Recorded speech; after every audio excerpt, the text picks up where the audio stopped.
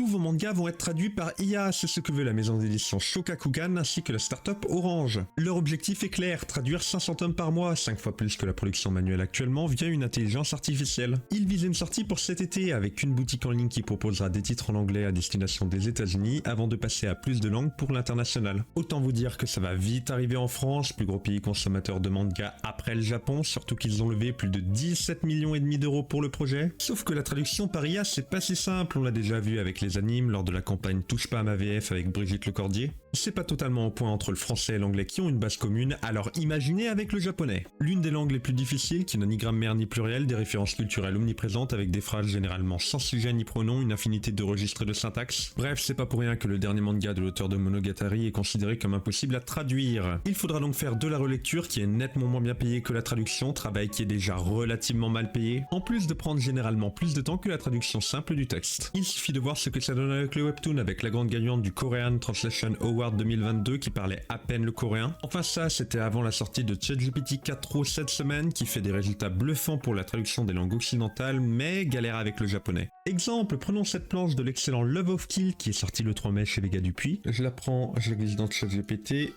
Hop, traduis-moi en français. Luke, here's my answer. Nos traducteurs ont encore de bons jours devant eux. Abonne-toi pour plus d'actu.